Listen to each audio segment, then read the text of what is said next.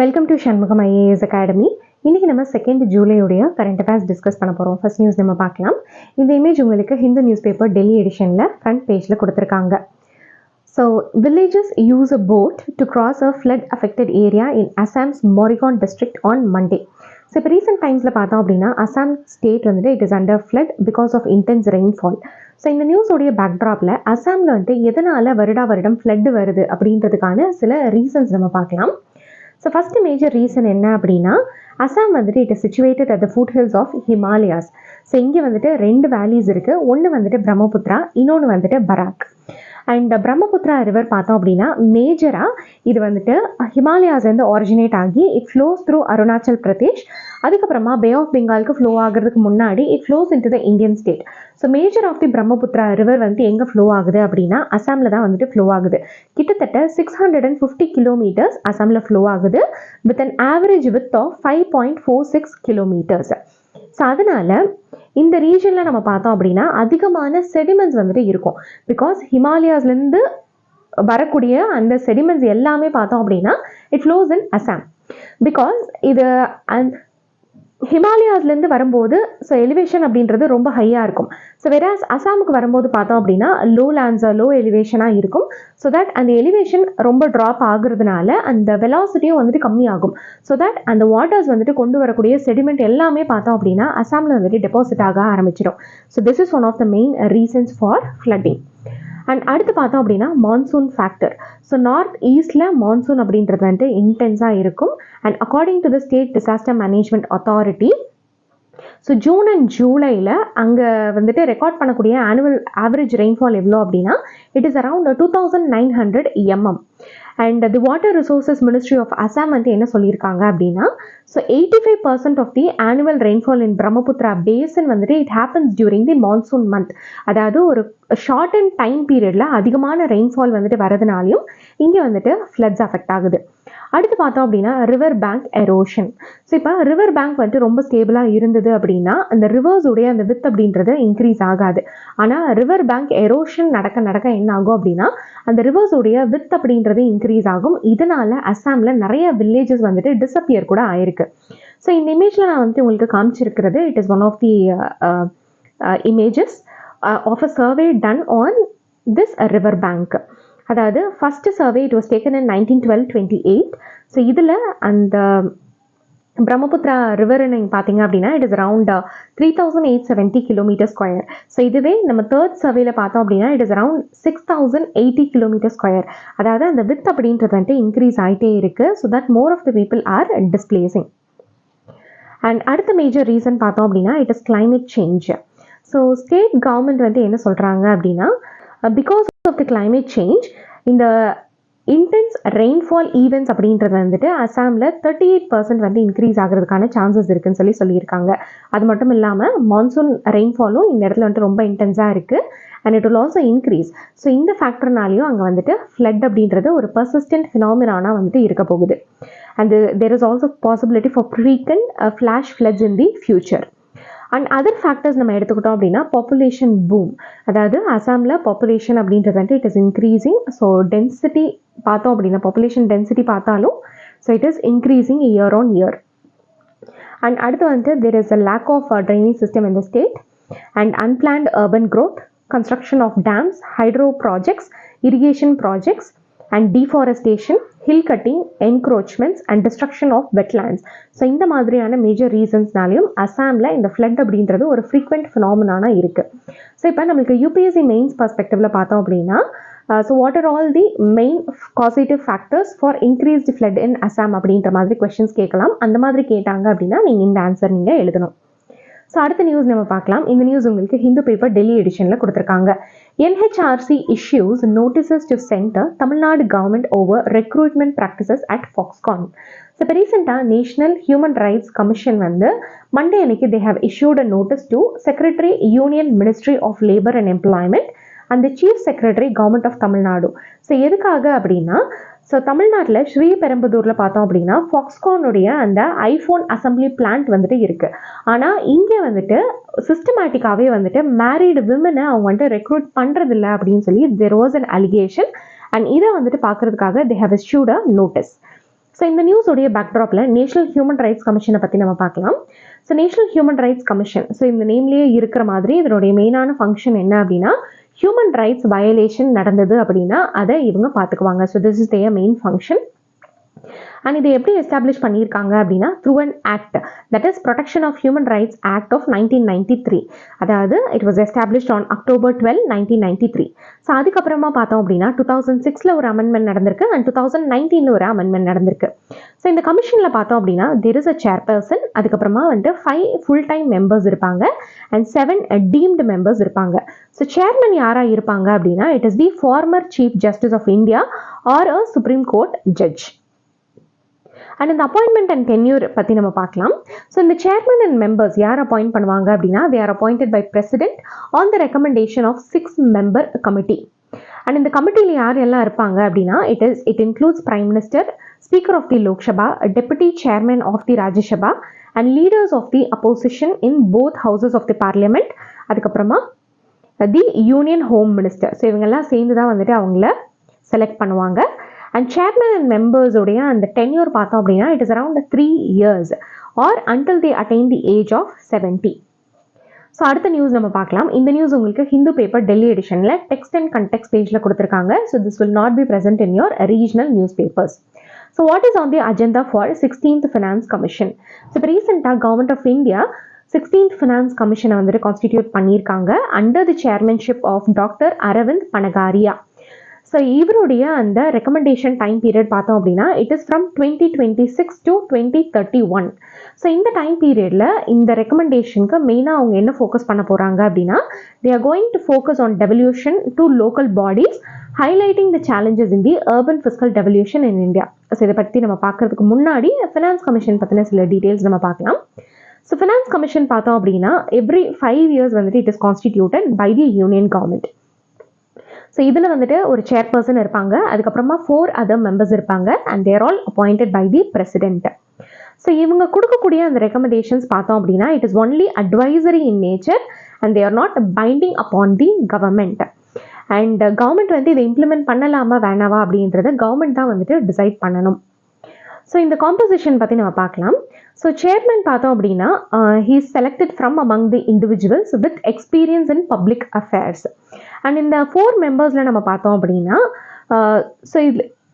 so it includes a person who is or has been a judge of the High Court or qualified to be appointed as one. And இன்னொரு person பார்த்தோம் அப்படின்னா he should be a person with the knowledge of finance and accounts of the government. And அடுத்த person பார்த்தோம் அப்படின்னா he should be a person with experience in financial matters and administration. And next person he should have a special knowledge of economics.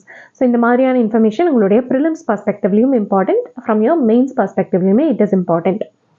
So இப்போ எதனால இந்த urban ஏரியாஸோடைய அந்த டெவல்யூஷனை concentrate பண்ணுறாங்க அப்படின்றத பற்றி நம்ம பார்க்கலாம். பிகாஸ் இந்த லோக்கல் பாடிஸ் பார்த்தோம் அப்படின்னா so they have played a very major role in governance. ஆனால் அவங்களுக்கு தேவைப்படக்கூடிய அந்த ஃபண்ட் டெவல்யூஷன் பார்த்தோம் அப்படின்னா ஸ்டேட் கவர்மெண்ட்ஸ் வந்து கொடுக்கறதில்ல. அதே மாதிரி most of the local bodies வந்துட்டு அவங்களுடைய அந்த டாக்ஸஸை அவங்க வந்துட்டு மக்கள் மேலே வந்துட்டு போடுறது கிடையாது. So they are with the lack of funding. So this is the main reason that finance commission இவங்களுடைய அந்த finance position strengthen பண்றதுக்கு recommendations கொடுக்க போறாங்க. So cities பார்த்தோம் அப்படின்னா they contribute around 66% of the India உடைய GDP and 90% of the government revenues are crucial for national development. So இந்த அளவுக்கு இம்பார்ட்டண்ட்டாக இருக்காங்க, ஆனால் அவங்களுடைய ஃபினான்ஷியல் சப்போர்ட் அப்படின்றது it is so insufficient. And world bank உடைய எஸ்டிமேட் படி அர்பன் இன்ஃப்ராஸ்ட்ரக்சரை வந்துட்டு நம்ம நெக்ஸ்ட் டிகேடில் டெவலப் பண்ணணும் அப்படின்னா we require around $840 billion.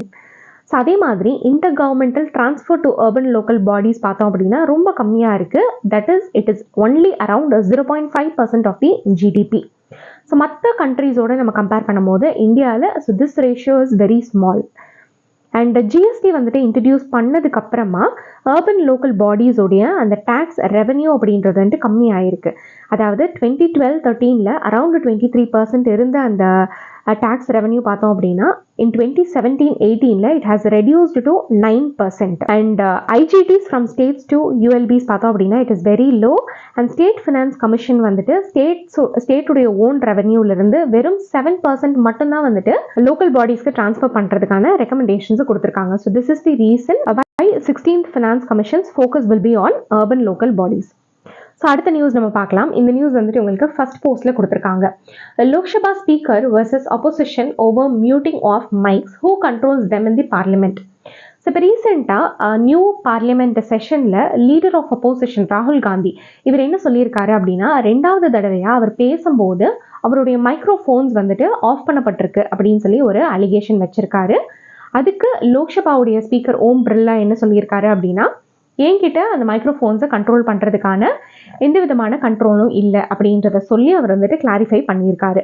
So இந்த நியூஸோடைய பேக்ட்ராப்பில் இந்த பார்லிமெண்ட்ல யூஸ் பண்ணக்கூடிய அந்த மைக்ரோஃபோன்ஸோடைய கண்ட்ரோல் யார்கிட்ட இருக்குது அப்படின்றத பற்றி நம்ம பார்க்கலாம். ஸோ ஒவ்வொரு எம்பிஸ்க்குமே பார்த்தோம் அப்படின்னா தே வுட் பி சீட்ஸ். அதே மாதிரி அவங்களுடைய அந்த பிளேசஸில் வந்துட்டு அவங்களுக்கு சில ஸ்விட்சஸ் கொடுத்துருப்பாங்க. அதில் வந்துட்டு மல்டிபிள் ஸ்விட்சஸ் இருக்கும். ஸோ இப்போ ஒரு பர்சன் வந்துட்டு பேசுகிறாங்க அப்படின்னா அந்த ஒரு பர்சன் வந்துட்டு he has to raise his hand and அவருடைய ஹேண்டை ரைஸ் பண்ணி ப்ரிசைடிங் ஆஃபீஸர் கிட்ட நான் வந்துட்டு பேசணும் அப்படின்றத நோட்டிஃபை பண்ணணும். நோட்டிஃபை பண்ணதுக்கு அப்புறமா he has to press a grey button. So grey பட்டனை வந்துட்டு ப்ரெஸ் பண்ணதுக்கு அப்புறமா தான் வந்துட்டு எல்இடி ஆன் த மைக்ரோஃபோன்ஸ் வந்துட்டு it will be turn red and mic வந்துட்டு ஆக்டிவேட் பண்ணப்படும். ஸோ இந்த மைக்ரோஃபோன் வந்துட்டு எப்படி ஆக்டிவேட் பண்ணுவாங்க அப்படின்னா, கண்ட்ரோல் ரூம் அதுக்காக இருக்கும். அந்த கண்ட்ரோல் ரூமில் இருந்து தான் வந்து இதை ஆக்டிவேட் பண்ணுவாங்க. ஸோ இப்போ ஒரு பர்சன் வந்துட்டு ஸ்பீக்கர் பெர்மிட் பண்ணலை அப்படின்னா அதை ஆப்ரேட் பண்ண மாட்டாங்க. வேறஸ் ப்ரிசைடிங் ஆஃபீஸர் வந்துட்டு பேசுறதுக்கு பெர்மிஷன் கொடுத்ததுக்கு அப்புறமா அதை வந்துட்டு கண்ட்ரோல் ரூம் வந்து அந்த மைக்ரோஃபோன்ஸை ஆக்டிவேட் பண்ணிடுவாங்க. ஸோ இந்த கண்ட்ரோல் ரூம் ஆப்ரேஷன்ஸ் பற்றி நம்ம பார்க்கலாம். ஸோ இது எங்கே சிச்சுவேட் ஆகிருக்கும் அப்படின்னா, ஸோ ஒரு லோக்சபா அதுக்கப்புறம் ராஜ்யசபாக்கு வந்துட்டு ஒரு சேம்பர் ஆஃப் சவுண்ட் டெக்னீஷியன்ஸ் வந்துட்டு இருப்பாங்க. And they are part of the staff that transcribes and records the proceedings of the parliament. So ஒரு கிளாஸ் ஃபக்கேடு இருக்கும். அந்த ஃபக்கேடில் இருந்து அந்த ஸ்டாஃப்ஸ்னால ஸ்பீக்கரையும் பார்க்க முடியும், அந்த ஆஃபீஸர் அதாவது அந்த எம்பிஸையும் அவங்களால பார்க்க முடியும். ஸோ இந்த மைக்ஸ் வந்துட்டு அவங்க எப்போ டர்ன் ஆன் பண்ணுவாங்க அப்படின்னா, ப்ரிசைடிங் ஆஃபீஸர் வந்துட்டு சொன்னதுக்கு அப்புறமா தான், அவங்களுடைய டைரக்ஷன்ஸ் வந்து கொடுத்ததுக்கு அப்புறமா தான் வந்துட்டு அதை ஆன் பண்ணுவாங்க. ஸோ இந்த ஸ்பீக்கிங் ரூல்ஸ் அதுக்கப்புறம் வந்துட்டு டைம் லிமிட்ஸ் பற்றி நம்ம பார்க்கலாம். ஸோ 0 ஹாரில் பார்த்தோம் அப்படின்னா ஒரு மெம்பருக்கு 3 நிமிஷம் டைம் லிமிட் மட்டும்தான் வந்துட்டு கொடுத்துருப்பாங்க. ஸோ அந்த 3 மினிட்ஸ் வந்துட்டு ஓவர் ஆனதுக்கப்புறமா மைக்ரோஃபோன்ஸ் அப்படின்றது ஆட்டோமேட்டிக்காக ஸ்விட்ச் ஆஃப் பண்ணிடுவாங்க. ஸோ இதுவே ஒரு பில்லில் வந்துட்டு டிபேட் பண்ணுறாங்க அப்படின்னா ஒவ்வொரு பார்ட்டிக்கும் வந்துட்டு ஒவ்வொரு டைம் வந்துட்டு அலாட் பண்ணியிருப்பாங்க. ஸோ இப்போ அந்த டிஸ்கஷன் எல்லாம் வந்துட்டு அந்த டைம் பீரியடுக்குள்ளே முடிகிற மாதிரி ஸ்பீக்கர் வந்துட்டு பார்த்துக்குவாரு. இப்போ ஸ்பீக்கருடைய டிஸ்கிரிப்ஷனில் ஒரு பார்ட்டிக்கு நம்ம 1-2 நிமிஷம் எக்ஸ்ட்ரா கொடுக்கலாமான்றதை அவர் தான் வந்துட்டு முடிவு பண்ணுவார். முடிவு பண்ணி மேபி அந்த மைக்ரோஃபோன்ஸோடைய அந்த ஆனிங் வந்துட்டு அவங்க எக்ஸ்டெண்ட் பண்ணலாம். அப்படி இல்லைன்னா ஒன்ஸ் அந்த டைம் முடிஞ்சதுக்கப்புறமா அந்த மைக்ரோஃபோன்ஸ் வந்துட்டு ஆஃப் பண்ணிடுவாங்க. ஸோ இந்த டைரக்ஷன் கொடுக்கறதுக்கான பவர்ஸ் வந்துட்டு யார்கிட்ட இருக்குது அப்படின்னா லோக்சபா ஸ்பீக்கர் அதுக்கப்புறம் ராஜ்யசபா சேர்மனுக்கு மட்டும்தான் வந்துட்டு இருக்குது. They can direct the switching on and off of the mics in special circumstances. So இப்போ ஸ்பெஷல் மென்ஷனை பற்றி நம்ம பார்க்கலாம். ஸோ ஸ்பெஷல் மென்ஷன் பார்த்தோம் அப்படின்னா இதில் மெம்பர்ஸ் ஆஃப் பார்லிமெண்ட் வந்துட்டு பப்ளிக் இம்பார்ட்டண்ட்டாக இருக்கக்கூடிய மேட்டர்ஸை ரைஸ் பண்ணுவாங்க விதவுட் அ ப்ரியார் நோட்டீஸ். ஸோ இந்த ஸ்பெஷல் மென்ஷனுக்கு பார்த்தோம் அப்படின்னா ஒவ்வொரு எம்பியும் ஒரு 250 வேர்ட்ஸ் மட்டும்தான் வந்துட்டு ரீட் பண்ண முடியும். அதுக்கான டைம் மட்டும்தான் வந்துட்டு அவங்களுக்கு கொடுத்துருப்பாங்க.